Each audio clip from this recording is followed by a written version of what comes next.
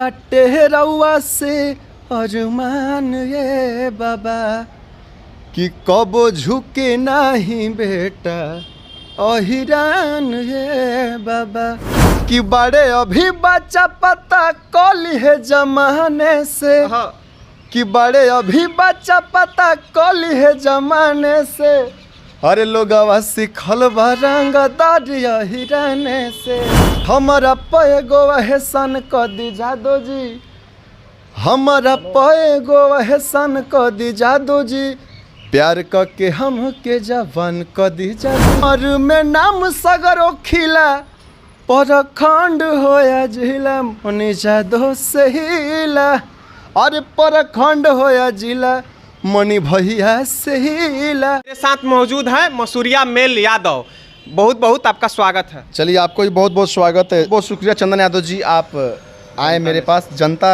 Nation channel को देखने वाले जितने भी हमारे भगवान रूपी जनता हैं, हमारे माता भाई बहन जो भी लोग बा सब क्योंकि हम एजी से पैर छू के प्रणाम कर रहे हैं। जी बताएं चंदन, काहे इतना तबाही मचा दे रहे हैं? तबाही है तो तबाही मचेगा ना भैया। अच्छा, अहीर है तो फिर तो वो जो कि बड़े अभी बच्चा पता कली है जमाने से कि बड़े अभी बच्चा पता कली है जमाने से अरे लोग सिखल रंगदारी हिराने से अरे लोग सिखल रंगदारी हिराने से भी बड़ा प्यारा गीत रहेगा। और हमने गाना वायरल भैल रहे कि अरे कि हमारा पैगो एहसान क दी जादो जी हमारा पैगो एहसान क दी जादो जी प्यार के हम के जवान क दी जादो जी। तो तमाम गीत बड़े वायरल बा चंदन जी। तो नया गाड़ी कब लेनी?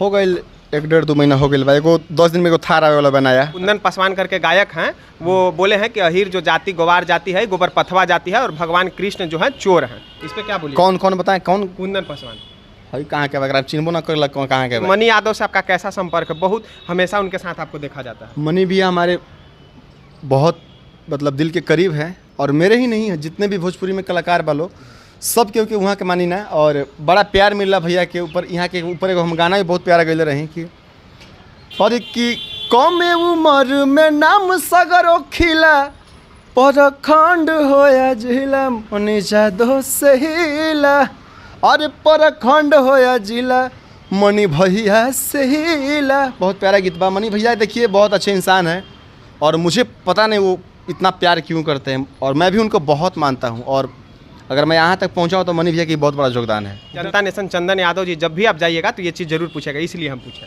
नहीं बहुत बढ़िया। हमारे सभी जितने भी आपके भाई लोग सभी लोग का मुझे प्यार मिलता है। और मनी भैया जैसे कि मैंने पहले बताया मेरे अपने हैं और मुझे बहुत प्यार करते हैं।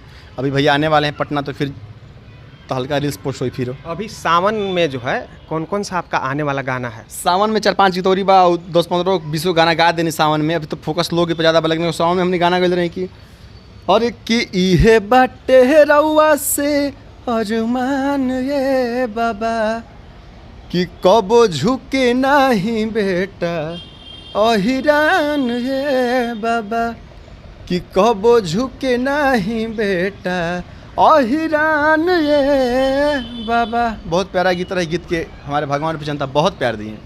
अभी जो है मसूरी मेल यादव कोई परिचय का मोहताज नहीं है, अहिरान स्टार के नाम से जाने जाते हैं और भोजपुरी में हमेशा गाना आते ही जो है ये वायरल हो जाते हैं। सुनने में तो ये भी आ रहा है कि ये अभी फिल्म करने जा रहे हैं, तो इन्हीं से जानते हैं कि फिल्म के ऑफर अभी कहाँ कहाँ से आइल बा। 3-4 फिल्म का ऑफर आया है मुझे। बहुत जल्द हम लोग काम करेंगे, उस पर भी बातचीत हो रहा है, साइन वगैरह हुआ है और जैसे ही अपडेट आएगा मैं सभी पब्लिक को मैं जरूर बताऊँगा।